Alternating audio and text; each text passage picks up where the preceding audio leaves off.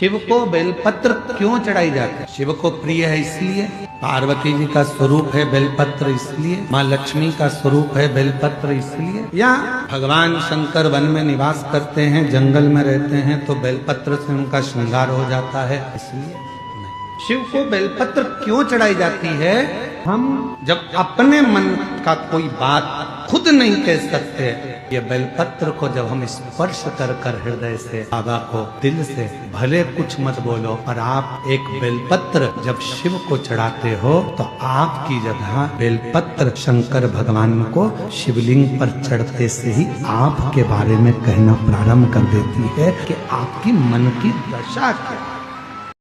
आज भी हमारे शास्त्र कहते हैं महाराज,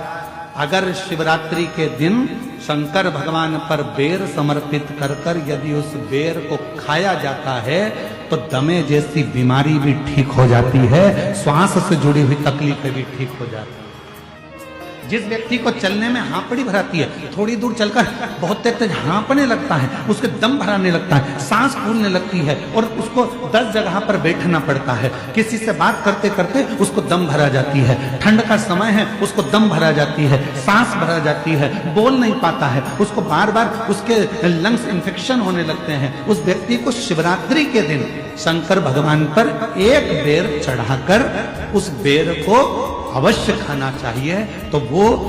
फेफड़े की बीमारी हो, लंग्स की बीमारी हो, चाहे कैसा भी हमारा दमा भरा ना हो, वो ठीक हो जाता है। एक बेर जो मेरे भगवान राम जी को शबरी ने दिया वो बेर साधारण नहीं था, जो माँ पार्वती जी ने शंकर जी को समर्पित किया वो बेर साधारण नहीं था, जो माँ सती जब भगवान शंकर के साथ में कुंभज ऋषि के आश्रम में कथा श्रवण करने के लिए गई और बाबा कुंभज बाबा के आंगन में से एक बेर उनकी आज्ञा से तोड़कर शिव को समर्पित करती हैं और शंकर भगवान को श्री राम जी का दर्शन हो जाता है, वो बेर साधारण नहीं था। अश्वमेध यज्ञ का अश्व एक क्षण के लिए बैकुंठ जाता है, अशोक सुंदरी पर चढ़ाया गया जल जब शिव जी पे चढ़ाते चढ़ाते जल को अशोक सुंदरी पर चढ़ा देते हैं तो वो जल पितरों के पास जरूर जाता। जैसे अपने कोई कामना करते हैं, अपना कोई काम नहीं हो रहा, कोई प्रॉपर्टी अटक गई, कोई कार्य अटक गया, कोई पैसा अटक गया,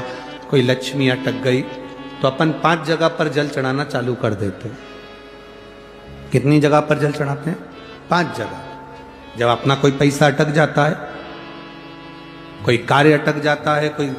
फाइल अटक जाती है, कोई काम नहीं होता, तो 5 जगह पर जल चढ़ाना प्रारंभ कर देते हैं। पहला, ये शिवलिंग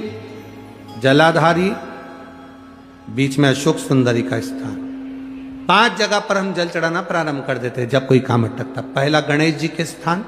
दूसरा षडानंद कार्तिकेय का स्थान, तीसरे नंबर पर अशोक सुंदरी का स्थान, चौथे नंबर पर जलाधारी